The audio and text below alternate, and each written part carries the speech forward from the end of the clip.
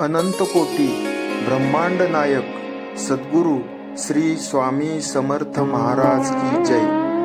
स्वामी समर्थांनी समाधी घेतली।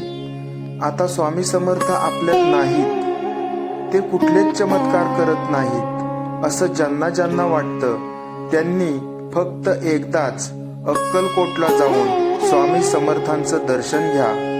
त्यांना तिथं गेल्यानंतर कळेल की स्वामी समर्थ काय करू शकतात। तुमचं सर्व दुःख नष्ट करण्याची ताकद स्वामी समर्थांमध्ये आहे आणि ही अनुभूती आपल्याला फक्त आणि फक्त अक्कलकोटला गेल्यानंतरच येते।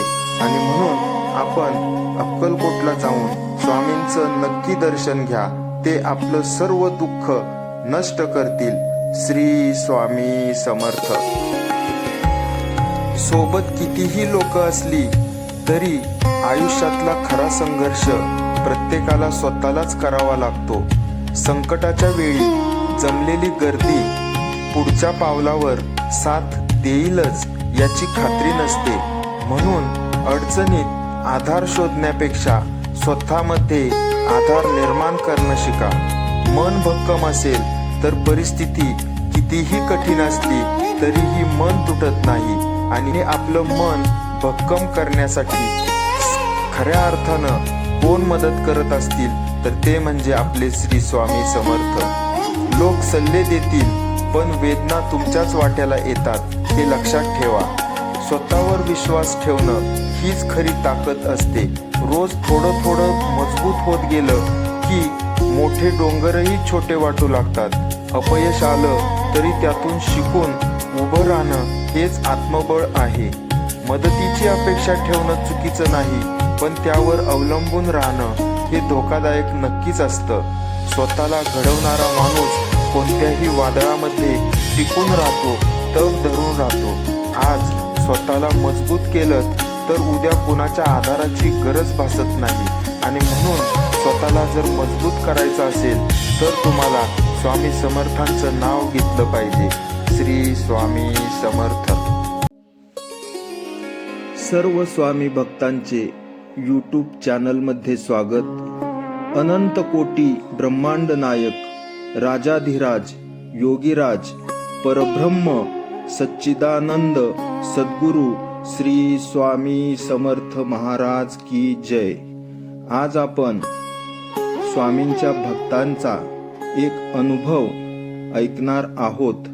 तरी सर्व स्वामी भक्तांनी हा अनुभव शेवटपर्यंत ऐकावा, कारण शेवटी जो संदेश आपल्याला मिळणार आहे त्यातून बरंच खूप काही घेण्यासारखं आहे।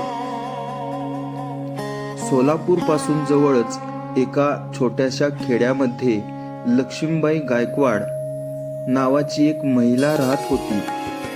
वय अवघं 32 वर्षाचं होतं। नवऱ्याचं नाव शंकर। तो रोजंदारीवर मजुरी करणारा होता। घर साधं सुधं होतं।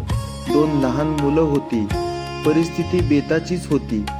घर पक्क नव्हतं, कच्चं घर होतं। त्यांचा दिवस कसाबसा चालायचा।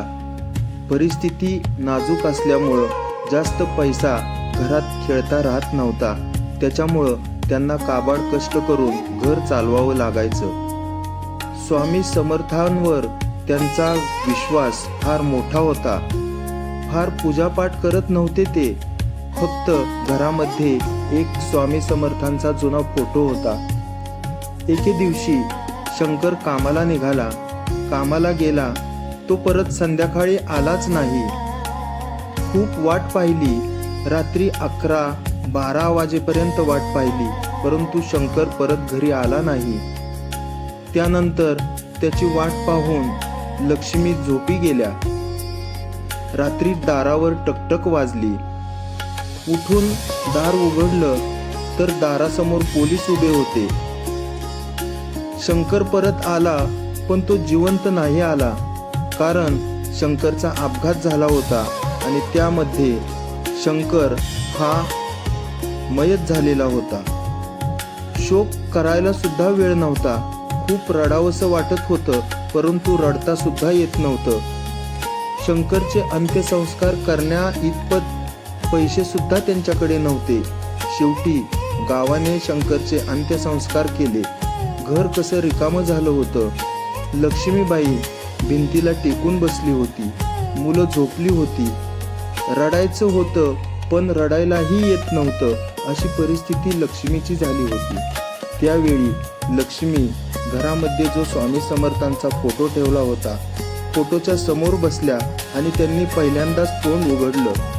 स्वामी, मी बाई आहे, कमकुवत आहे, पण माझी मुलं कमकुवत नाहीत. मला कितीही अडचणी आल्या, माझ्या अडचणी कमी करू नका, परंतु त्या अडचणींवर मात करण्याची ताकद तुम्ही मला द्या. माझं मन मोडलं नाही पाहिजे. दुसऱ्या दिवशी लक्ष्मी मजुरीला गेली. ज्या मालकाकडे मजुरीला गेली त्या मालकांनी सांगितलं, बाई, हे काम पुरुषाचं आहे, त्यामुळे हे काम तुम्हाला देता येणार नाही. त्यावर लक्ष्मीने मान खाली घातली. पण बाहेर पडताना लक्ष्मी म्हणाली, माझ्या मुलांचं पोट स्त्री पुरुष पाहत नाहीत. मला खूप कामाची गरज आहे. त्यावर मालक गप्प झाला आणि त्यांनी त्यांना काम द्यायचं कबूल केलं, परंतु तेही अर्ध्या मजुरीवर. असे लक्ष्मीचे दिवस एकामागून एक जात होते. एक दिवस तर असा उगवला की काम मिळालं नाही. घरात खायला काहीच नव्हतं. रात्र झाली. घरात भाकरीही नव्हती, तांदूळही नव्हते. लक्ष्मीबाई पाणी पिऊन मुलांना झोपवू लागली. तेवढ्यात दारावर टकटक असा आवाज आला. दार उघडून पाहिलं तर शेजारची आजी दारापुढे उभी होती. त्या म्हणाल्या, बाई, आज स्वामींच्या मठात प्रसाद होता. उरलेला प्रसाद मी घेऊन आले तुमच्यासाठी. त्यावर लक्ष्मीबाई थबकली. तिने विचारलं, आज मठात आपण जायचं होतं का? त्यावर आजी म्हणाली, नाही, मी गेली होते, परंतु तिथं जास्त प्रसाद असल्यामुळं मी तुमच्यासाठी घेऊन आले. त्यानंतर लक्ष्मीबाईचे दिवस हळूहळू बदलत गेले. लक्ष्मीबाई काम करत राहिली. एका बाईनं सांगितलं की तुझं शिक्षण 10वी पर्यंत झालेलं आहे, तर तू अंगणवाडीत मदतनीस म्हणून काम करू शकशील का? त्यावर लक्ष्मीबाईंनी पटकन हो असं उत्तर दिलं. त्यानंतर त्या अंगणवाडी सेविका पदासाठी त्यांनी अर्ज केला आणि कुठलीही ओळख नाही, कोणाचीही शिफारस नाही, कुणीही नाव त्यांचं पुढं सांगितलं नाही. अशा परिस्थितीत अंगणवाडी सेविकेची नोकरी मिळाली. त्यानंतर लक्ष्मीबाईचे दिवस बदलत गेले.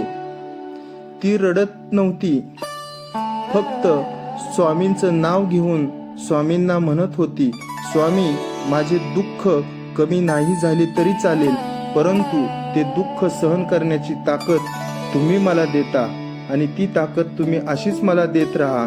माझं जगण्याचं सर्व काही आता स्वामी तुम्हीच आहात.